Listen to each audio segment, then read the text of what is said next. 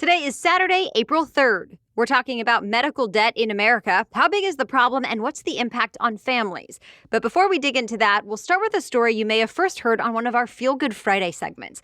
A former high school government and law teacher rallied her 500,000 Instagram followers to raise enough money to wipe away more than $50 million in medical debt. Sharon McMahon, or SharonSaysSo on Instagram, joins us to share why she became passionate about this cause and what it meant to see so many people come together online for good. Welcome to the Newsworthy Special Edition Saturday, when we sit down with a different expert or celebrity every Saturday to talk about something in the news. Don't forget to tune in every Monday through Friday for our regular episodes, when we provide all the day's news in just 10 minutes. It's fast, fair, fun, and on the go. I'm Erica Mandy. It's time for today's Special Edition Saturday. You ready? Let's do this. Hi, Sharon. Thanks so much for coming on the Newsworthy. Oh, it's my pleasure. Thanks for inviting me. So first, how did you choose the cause of forgiving medical debt as something you wanted to do a fundraiser for? Why did you feel connected to this cause? You know, it is one of those things that touches every single American.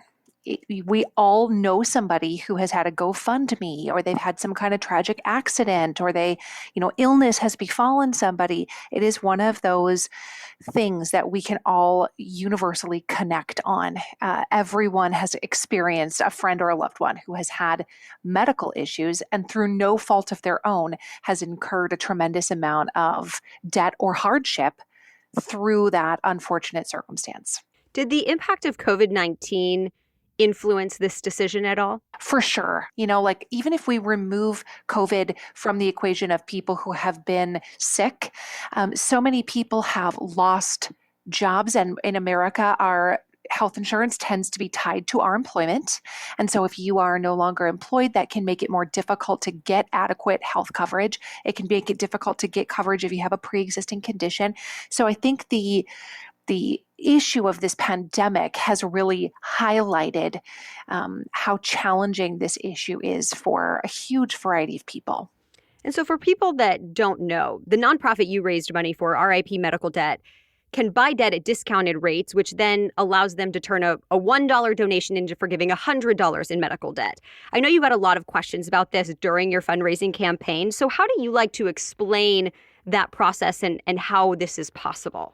Yeah, it's kind of like, you think about a Walmart being able to buy huge quantities of something at a much bigger discount than a small store. And it's the same kind of idea that because they deal with such large numbers, they deal with huge portfolios of aggregated debt where they're saying, we would like to purchase $500,000 of debt. They're able to then negotiate a discount with the hospital system that they are purchasing the debt from. So they buy huge portfolios of debt at a significant discount. And then instead of doing what a lot of, debt collectors do, which is attempt to get the patient to pay them the money, instead of doing that, they take the debt that they've purchased and they send the patient a letter that says your debt has been completely forgiven. And I love imagining that moment that somebody will get a letter in the mail saying your debt has been paid. I love thinking about that. And I know RIP Medical Debt has posted some of those letters to their Instagram page, and it's so amazing to read the feelings that people get when they get that letter, and they're in disbelief. So let's talk about the actual fundraising. Describe your initial goal. And did you think at the time that was ambitious? So the initial goal was I had a different fundraiser for a different thing, and I had $15,000 left over and said, you know what, I'm going to donate it to this organization. And when I saw that $15,000 could forgive $1.5 million of medical debt, that just, kind of blew my mind. The return on investment there is incredible. So I just opened it up to my audience and said, what if we kicked in like an extra $5,000, you guys? What if we got this to a $20,000 donation? So that was my initial goal, was like, what if we just donated $20,000 and forgave $2 million in debt? And eventually your online community donated more than $500,000, which will ultimately forgive $50 million in medical debt. How did you feel when you saw all that money coming in a matter of days? Oh my goodness. I think I cried a few tears on the internet. I definitely did. I truly was in disbelief in some ways that this community could come together and donate $566,000 in 5 days because they want to be the change. They want to make a difference in the world. They know the power that this kind of unexpected, unforeseen debt can hold over a family's life. And for that to just be wiped out for somebody, I think really was moving for people. The other thing I think that made people more vested in contributing to something like this is they really felt like their small donation made a difference. And in addition to all of the good that it's doing for these families, there are a couple of other takeaways that I got from this. I'll start with social media can be used for good. I know we both work really hard to fight against misinformation online and trolls and opinions that disrespect each other. But this is proof that people can come together online in tough times and actually have a positive impact. 100%. Social media is a tool, and a tool can be used for negative or can be used for incredible good. And this is just proof positive that there is an incredible amount of good to be mined and created via social media if we have the wherewithal to use it in ways that can actually impact the world for the better. People in your community also seek out unbiased facts. We both really value sharing that type of information. So I think this fundraising campaign was also proof that people with different political opinions can come together for a common cause, that we can all respect each other. How important do you think that is for people to recognize and take away? I love it so much. This is something that I admire so much about what you're doing, and the idea that we actually care about a lot of the same things. We may have slightly different opinions on, what's the appropriate corporate tax rate? We might have differing opinions on those kinds of things, but we actually all have many of the same values. We want to care about our neighbors. We want safe communities. We want peaceful communities. We want freedom. We want peace. So many of us have the exact same values, and we just differ slightly on how we'd like to achieve those goals. But ultimately, there is a lot more common ground than most people realize. And this is just a fantastic example of how we can find that common ground to make positive change in the world. Still ahead, I talk with the executive director of that nonprofit, RIP Medical Debt. Allison Sesso joins me to share how big of a problem medical debt really is and the impact it can have on families. But first, let's take a quick break to thank our sponsor. Today's episode is brought to you by Noom. When it comes to weight loss and healthy eating habits, Noom believes there are too many misconceptions out there. And really, the answer to all your food questions is the same: psychology. That's right, Noom is not about strict rules, but instead about giving you the knowledge and the tools you need to feel good about your choices, your energy, and yourself. Noom's cognitive behavioral approach means you're not just losing weight, you're building the habits to actually keep it off in the long term and accomplish any of your other personal health goals. And Noom works with your lifestyle and is forgiving because Noom knows you're human. So it's okay to go off track today and then just get back on track tomorrow. Also, let's face it, we're all busy. Noom does not demand too much of your time. They only ask for about 10 minutes a day. There's a science to getting healthier. It's called Noom. Sign up for your trial today at Noom, Noom, Noom.com/newsworthy. Again, you can sign up for your trial at Noom, Noom.com/newsworthy. That's Noom.com/newsworthy. This episode is also brought to you by Stamps.com. If you're not familiar, Stamps.com brings the post office and UPS right to your home or work computer. No need to make that extra stop and risk waiting in line. I know I'd rather spend my time making this business and this podcast better and or spending time with my family. So Stamps.com allows me to just use my own computer to print official U.S. postage 24/7 for any letter, any package, any class of mail, and send it anywhere I want. Once the mail is ready, it's easy to just schedule a pickup or drop off. And yes, you can save money as well with big discounts on mailing and shipping rates. So stop wasting time going to the post office and go to Stamps.com instead. There's no risk, and with our promo code Newsworthy, you get a special offer that includes a 4-week trial, plus free postage and a digital scale. No long-term commitments or contracts. Just go to Stamps.com, click on the microphone at the top of the homepage, and then type in Newsworthy. That's Stamps.com with the promo code Newsworthy. Okay, now here's my conversation with RIP Medical Debt's Executive Director, Allison Sesso. Hi, Allison. Thanks for coming on the Newsworthy. Thank you so much for having me. So I know one report in early 2020 said nearly a third of working Americans have some kind of medical debt. More than half of those people said they've defaulted on at least one of those bills. And that was a report that was just looking at people who are employed and likely have health insurance. So what statistics do you have about how big of a problem medical debt is in America? Well, unfortunately, it's a huge and uniquely American problem. 56% of Americans have bills in collections.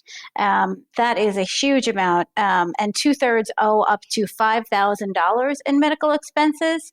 5% owe more than $50,000 in medical expenses. So the problem is very significant in the United States. And has the coronavirus pandemic impacted the amount of medical bills and debt in the U.S.? You know, it's a complicated story because medical debt has two parts to it. One is it's a failure of the healthcare system and the expensive prices there and the lack of insurance access. On the other hand, it's also a story of failures of our economic system and the worsening situations more and more Americans are finding themselves in. And of course, the coronavirus is also that same story. It's all about the healthcare system and the economic crisis hitting together. I think what happened with the coronavirus was that a lot of people lost their jobs, so they lost access to their health insurance. And so as a result of that, if they needed medical care related to the coronavirus or otherwise, they oftentimes didn't have that ability to go to the doctor. At the same time, people were sort of not doing elective surgeries or were sort of avoiding going to the doctor. So it's a complicated story. I would say that it has impacted the medical debt problem, but not as bad as you might think it would have.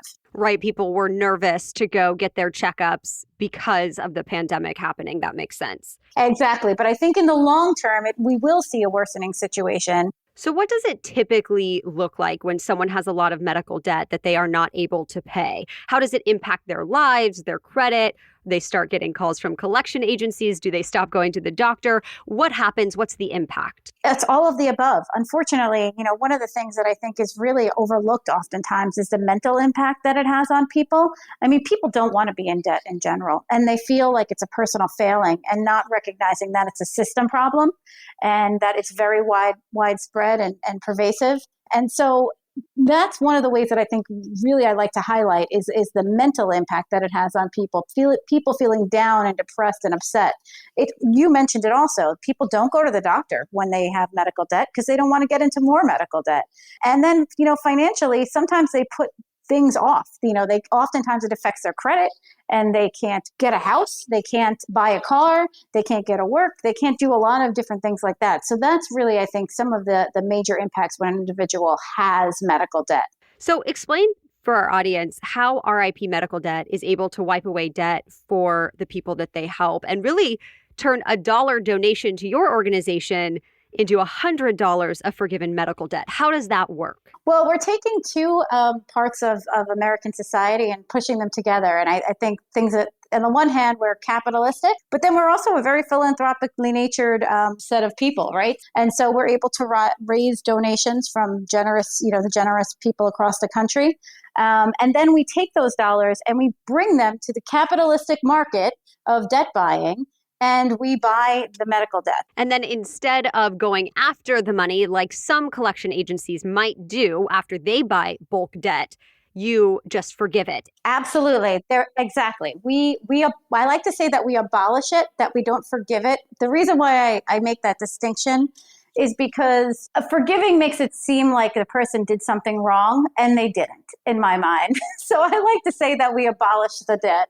And yes, we send them a letter, and it's amazing because it's not like anybody can apply for the program. We do it. We have to buy the debt first. So we look and see what's available. We talk to a hospital. We talk to a debt buyer. We buy the debt. And then once we buy that debt, whoever's debt was lucky enough to be bought by us, we send them letters and let them know. It's like buying, not buying a lottery ticket and yet winning the lottery. And I know you do a lot to protect the privacy of the people that you help, just sending them the letter and kind of being hands off from there. But sometimes you get thank you letters back, right? What is often the reaction from people, and how does it make you feel? Oh, it's my favorite part of this job. It is so heartwarming. Even if it's like $1,000 debt, I will tell you that the sense that people feel like there's real humanity left in the world, especially, frankly, during this coronavirus, where there's been such mass isolation and feelings of loneliness, to know that there's anonymous people out there willing to help you without you even asking for it. The letters are just full of joy and appreciation. It is one of the most heartwarming feelings I've ever felt in my life. And we get these letters left and right from people, and it is just incredible. So for people who are not lucky enough to get their debt abolished or their healthcare costs covered in some way, any advice about what people can do if they have a lot of medical debt or medical costs? People should negotiate. They don't realize how much they have. And it's almost like a normal expected thing at this point. So you need to go back to the hospital, go back to the provider before you get the care and after you get the care, to talk down what reasonably you can afford. The other thing is, take a good look at your insurance. I mean, what I find really fascinating is the number of people who have, and I understand why, premiums are expensive, but they have deductibles that there's no way that they could meet. I mean, if you have a $2,000 deductible and you're living paycheck to paycheck, how are you ever going to meet that? And that's not even, a major event that's going to cause you to need that care. It's a routine, healthcare need that you're not going to be able to pay for, and then you're going to be in debt. So I would say really take a hard look at your insurance costs and your deductibles, and do whatever negotiating you can up front and afterwards in order to avoid as much medical debt as you can. Importantly, if you got care 3 years ago and you had a job and now you don't have a job, well, you're in a good negotiating position to go back to the hospital and say, hey, maybe I didn't qualify at the time for charity care, but I think I do now. For anyone who wants to help this cause, what's the best way to help? Please visit our website, ripmedicaldebt.org. It's easy to find different campaigns for specific regions or just broadly. I really am a big fan of general medical debt relief. There's a lot of divisiveness going on right now in the world, and in the United States in particular. And I think that we're really trying to harness the feelings that many have, that we want to come together in this moment. Well, big thank you to both of our experts today doing wonderful work in the world. And thanks to you for tuning in. Be sure to join me again for our regular episodes, providing all the day's news in about 10 minutes each Monday through Friday. We'll be back Monday with your next news roundup. Until then, have a great weekend.